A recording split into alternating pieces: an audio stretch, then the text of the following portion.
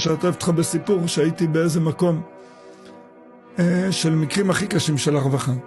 יום אחד הביאו אותי לאיזה מקום שבאמת לא ידעתי עד כמה המקום הזה קשה, וגם מבחינה רוחנית, כמובן אני מגיע למקומות חילונים, אז המקום היה בהתאם.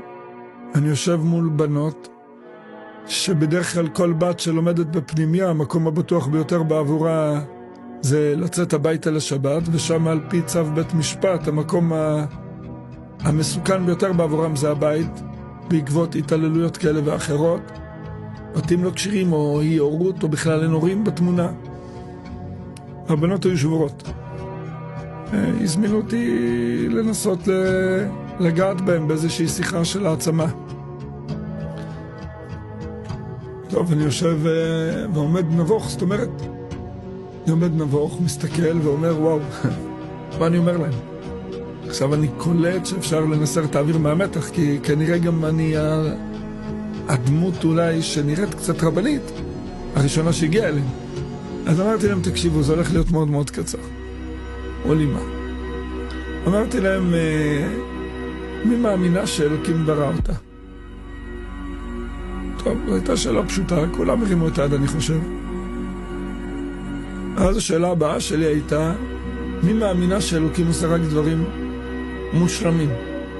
אלו שהרימו את היד על מציאות האלוקים, הרימו גם את היד שהוא עושה דברים מושלמים, לא שייך שאלוקים עושה דברים לא מושלמים.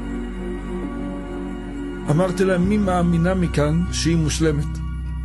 יפה, חכמה, מוכשרת, בתחום כזה או אחר. תקשיב לי טוב, היה לי דמעות, אני מספר את זה עכשיו, אני חנוק. אף אחד לא הרימה את היד. אף אחת. מצאתי את עצמי מול מאות בנות, שמרגישות פשוט שהם שברי כלים. אף אחת. טוב, איך אני מתחיל? מאיפה אני מתחיל? אמרתי להם, אני מבין. כלומר, אתם אומרות שאלוקים ברא את העולם, הוא ברא את האדם, הוא ברא אתכם, הוא בורא רק דברים מושלמים. אבל מצד שני, אתם אומרות, כשבורא עולם צייר את העולם, צייר הכל מושלם, וכשזה הגיע אליך, תפספס לו עם המיקרון. הם צחקו. אמרתי להם, אני אומר לכם, שכל אחת פה היא מושלמת, כי אלוקים לא עושה דברים לא מושלמים. וכשאת מפחיתה בערך העצמי שלך, את בעצם מזלזלת ביצירה המושלמת ביותר של הבורא יתברך. אבל אתה, בריאה שלמה, עם לב פועם, זה מה שאתה מעריך. ועל החתום י' כ' ו' כ', אני אבא שלך, חתמתי בברית שלך, חתמתי באצבע שלך. אתה מיוחד, אתה לא שכפול. אין העתק כזה.